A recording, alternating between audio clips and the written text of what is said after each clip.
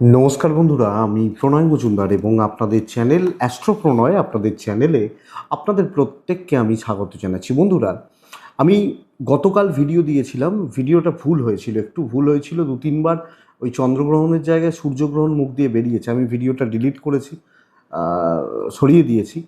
আর নতুন করে ফ্রেশ করে ভিডিওটা বানানো, কারণ এতে কনফিউশন হয়। এটা তো দৈনিক রাশিফল নয় যে একটা দুটো জায়গায় একটু মিস হলে হয়। তাই জন্য আমি পুরো ফ্রেশ করে ভিডিওটা আবার আপনাদের কাছে তুলে ধরছি এবং বিশেষ কিছু কথা অ্যাড করে দেবো আমি। তো বন্ধুরা, আপনাদের চ্যানেল, আপনাদের ভিডিও সাথে থাকতে হবে। প্রত্যেক দিন আপডেটগুলো আছে, আর ডেসক্রিপশন রইলো, ফোন বা হোয়াটসঅ্যাপ নাম্বার রইলো, চাইলে যোগাযোগ রাখবেন। তো বন্ধুরা দেখুন, 3 তারিখ 3রা মার্চ 2026 পূর্ণগ্রাস চন্দ্রগ্রহণ হচ্ছে এবং এই গ্রহণটি আমাদের দেশ বা আমাদের প্রতিবেশী দেশ এখান থেকে দৃশ্যমান। তো এই গ্রহণ সম্বন্ধীয় যে তথ্যগুলো আমি আপনাদের কাছে তুলে ধরবো, কি করা উচিত নয়, কি করা উচিত সামগ্রিকভাবে, এবং বিশেষ কিছু কাজের কথা বলবো। তো চলুন আলোচনা শুরু করি। দেখুন, খুব ভালো একটা দিন, দোল পূর্ণিমা। হ্যাঁ, দোল পূর্ণিমা এবং আমাদের কাছে খুব প্রিয় একটি উৎসব। মানুষের মনে রং লাগে, আনন্দের রং লাগে বা ভালোবাসার রং লাগে, তো সেই দিন। তো বন্ধুরা, আপনাদেরকে ভিডিও শুরু করার আগে আমার তরফ থেকে দোল পূর্ণিমার অনেক অভিনন্দন, অনেক শুভেচ্ছা, ভালোবাসা রইল। ভালো থাকুন, পরিবার নিয়ে ভালো থাকুন, সুস্থ থাকুন, এই কামনা, এই প্রার্থনা করে ভিডিওটা শুরু করি।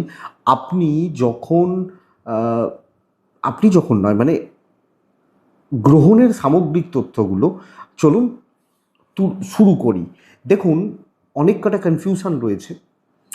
দোল পূর্ণিমাতে ইন জেনারেল ভালো খাওয়া, ভালো পড়া, ভালোভাবে খাওয়া দাওয়া এগুলো হয়, একটু আনন্দ, উৎসব, একটু পিকনিক আড্ডা এগুলো হয় জেনারেলি। আগে গ্রহণের সময়টা জেনে নেওয়া যাক, গ্রহণ কি ব্যাপার না ব্যাপার। আমাদের কলকাতার সময়সূচিটা একটু জেনে নিন। কলকাতা বা কলকাতার এখানের গ্রহণ শুরু হচ্ছে, চন্দ্রগ্রহণ, পূর্ণগ্রাস চন্দ্রগ্রহণ বিকেল 3:20। আমি যখন আগে একবার ভিডিও করেছিলেন ছিলাম, তখন আপনারা বলেছেন দিনের বেলা গ্রহণ কি করে হয়। যাই হোক, গ্রহণ শুরু হচ্ছে বিকেল 3:20 এখানে। আচ্ছা, পূর্ণগ্রাস পূর্ণগ্রাস সূর্যগ্রহণ শুরু হচ্ছে, মানে গ্রহণ স্টার্টের সময়টা হচ্ছে বিকেল 3:20। পূর্ণগ্রাস গ্রহণ সময়টা হচ্ছে বিকেল 4:34।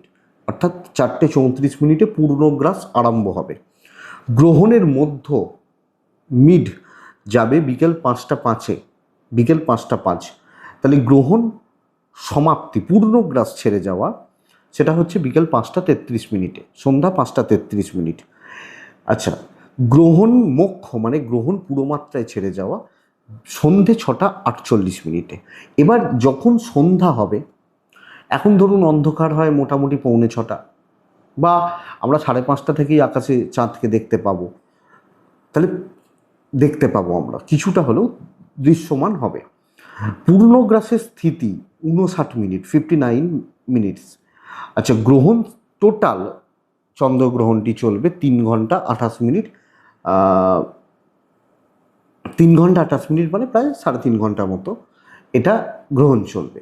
তাহলে আবার বুঝে নিন, পৃথিবীতে গ্রহণ মানে আমাদের গ্রহণ কলকাতার টাইমে 3:20, পূর্ণগ্রাস বিকেল 4:34 থেকে শুরু হচ্ছে, গ্রহণ মধ্য 5:05, গ্রহণ সমাপ্তি, পূর্ণগ্রাস সমাপ্তি 5:33, গ্রহণ ছেড়ে যাওয়া 6:48। এই হচ্ছে টাইমিংটা বা এই হচ্ছে সময়টা। বন্ধুরা দেখুন, এবার অনেক কটা কনফিউশন রয়েছে, অনেক কটা প্রশ্ন রয়েছে যেগুলোর উত্তর দেওয়াটা দরকার। এক হচ্ছে যে খাওয়া দাওয়ার ব্যাপারটা সবচেয়ে ইম্পর্টেন্ট প্রশ্ন। কারণ গ্রহণ মানে দেখুন, গ্রহণ হতেই পারে, কিন্তু পরিষ্কার গোদা বাংলায় বুঝবেন যে গ্রহণ হতেই পারে, কিন্তু অ্যাকচুয়ালি দোল পূর্ণিমা তো সকলে একটা আনন্দ এগুলো থাকে। তো কি করবেন, কি কি করা উচিত একটু বলে নেওয়া যাক। হিসাব কি বলছে, গ্রহণের চন্দ্রগ্রহণ চন্দ্রগ্রহণের সূতক শুরু হচ্ছে 9 ঘন্টা আগে থেকে। অর্থাৎ বলা হয় 9 ঘন্টা আগে থেকে, 3:20 ঠিক 9 ঘন্টা আগে থেকে ভালো কাজ নিষিদ্ধ। হুম, গ্রহণ শুরুর আগে খাওয়া দাওয়া করে নেওয়া, গ্রহণ চলাকালীন খাওয়া দাওয়া না করা। হ্যাঁ, তার মানে 3টে 20 থেকে পরের 3.5 ঘন্টা না খাওয়া দাওয়া করা। এবার মাছ মাংস ডিম যারা খাবেন তারা খাবেন, তাদের তো কিছু বলার নেই, যাদের মনে হবে খাবেন।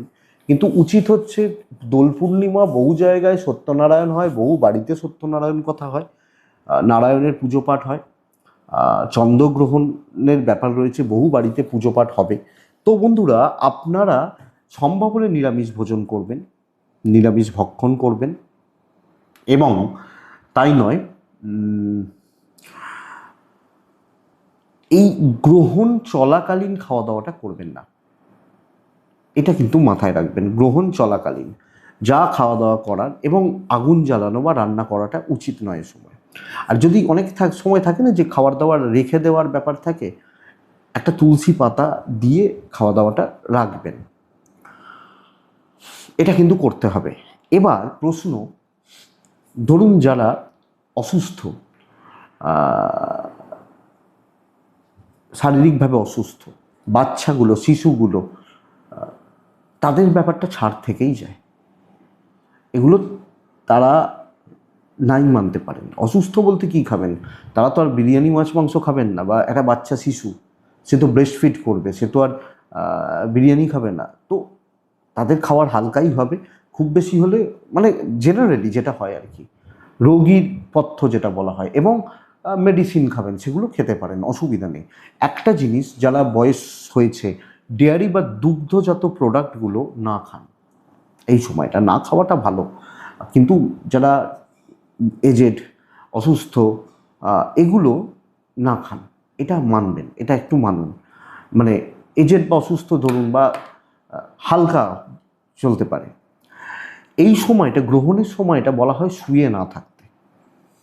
কিন্তু অসুস্থদের কিছু বলার নেই, যারা কোনো ট্রিটমেন্ট চলছে, হয়তো কোনো সার্জারি হয়েছে, বা একটা বাচ্চা, তাদের ব্যাপারটা আলাদা। কিন্তু শুয়ে না থাকুন, কিন্তু খুব প্রয়োজন ছাড়া ঘরের বাইরে না যান। গ্রহণের সময় বাইরে থাকা বলা হয় উচিত নয়। অনেক ক্ষেত্রে আগেকার দিনে বলা হতো মেয়েদের চুল খোলা রাখা উচিত নয়, বা এগুলো, যাই হোক, সেটা আলাদা ব্যাপার। বাইরে বেরোনোটা উচিত নয় গ্রহণ চলাকালীন। গ্রহণ চলবে যখন, খুব প্রয়োজন। এবার ধরুন আপনি চাকরি করতে গেছেন, কাজে গেছেন, কোনো দরকার, যেতেই হবে, তো যেতে হবে। তো এটা ব্যাপার, যখন মানা পসিবল, এমার্জেন্সি ছাড়া না বেরোনোটা ভালো। আর একটা জিনিস বন্ধুরা, যেটা ইম্পর্টেন্ট, এই গ্রহণ চলাকালীন কোনো ধারালো জিনিসপত্রের ব্যবহার, ছুরি, কাঁচি, কাস্তে, চাকু বা ইত্যাদিগুলো কোনো ব্যবহার করবেন না। কাটাকাটি করবেন না, কোনো রকম কাটাকাটি। এবং যেগুলো বলা হয় যে এই সময়টা স্নান ফানগুলো যদি না করা যায়। এবার দোল পূর্ণিমা অনেকে রং খেলবেন, হোলি খেলবেন, যা খেলবেন সেগুলো স্নান ফান করে আগে ক্লিয়ার হয়ে যান, পরিষ্কার হয়ে যান, দিয়ে আপনারা আপনাদের মতো চলুন, কাজ করুন, যা ইচ্ছা করুন, সেটা ব্যাপার। কিন্তু এই ধারালো জিনিস সেভিং করা বা এগুলো এই সময়টা না করুন, এটা মনে হয় ভালো হবে। কিন্তু সবচেয়ে ইম্পর্টেন্ট প্রশ্ন যেটা, দেখুন, দোলের নানা জায়গায় উৎসব হবে, অনুষ্ঠান হবে, পুজো পাঠ হবে, বহু পুজো জায়গায়, বহু বৈষ্ণবদের বিশেষত বিশেষ বিশেষ কিছু ক্রিয়া থাকবে। যে ধর্ম মানে যারা যেখানে যেরম পালন করেন তারা জানেন, যেখানে কোনো মন্দির রয়েছে সেখানে নির্দিষ্ট কিছু বিধান থাকে, জানেন তারা, তাদেরকে বলতে লাগবে না। কিন্তু এই সময় দেবতার বিগ্রহ, গ্রহণ যখন চলছে, বিগ্রহ ছোবেন না, বিগ্রহ ছোবেন না। গ্রহণ চলাকালীন না বিগ্রহ ঢেকে দেওয়া হয়, ছোঁয়া উচিত নয়। তাহলে আমরা কি করব? গ্রহণ চলাকালীন কি করব? গুরু মন্ত্র জপ করতে পারেন, গুরুর বীজ যেটা দেয়া হয়েছে আপনাকে সেটা জপ করতে পারেন। কোনো মন্ত্রোচ্চারণ, কোনো ভালো মন্ত্র আপনারা মুখস্থ রয়েছে সেটা চ্যান্ট করতে পারেন, নাম জপগুলো করতে পারেন, ভালো ধর্মীয় গীত বা গান শুনতে পারেন, এগুলো করতে পারেন। আধ্যাত্মিকতা সঙ্গে যুক্ত হয়ে কিছু কাজ করতে পারেন, কিছু পড়াশোনা করতে পারেন, এগুলো করতে পারেন। অর্থাৎ মনটাকে ভালো কাজে ডুবিয়ে রাখা। জপ তপ করা যায়, বীজ জপ করা যায়। দেখুন, এই সময় তন্ত্রমতে বিশেষ কিছু কাজ হয়, যারা তন্ত্র উপচার করছেন বা করেন, বিশেষ কিছু কাজ আছে বা কাজ হয়, তারা করবেন সেগুলো। তারা সেগুলো করবেন বা তারা সেই কাজগুলো করবেন, তারা জানেন, তাদের ব্যাপারটা আলাদা। আমি ইন জেনারেল সাধারণ যারা গৃহস্থ তাদের জন্য বলছি। তো আপনারা এইটা কিন্তু পালন করছেন। বিগ্রহ না ছুন, অনেক জায়গায় মন্দিরের দরজা বন্ধ হবে। এবার পূর্ণিমা যেহেতু সত্যনারায়ণ হবে, দেখবেন সত্যনারায়ণের পুজো বা এটা মন্দিরের যখন কাজ হবে এই সময়টা বন্ধই থাকবে। এবার কেউ করলে তার ব্যাপার, সেটা কিন্তু উচিত নয়।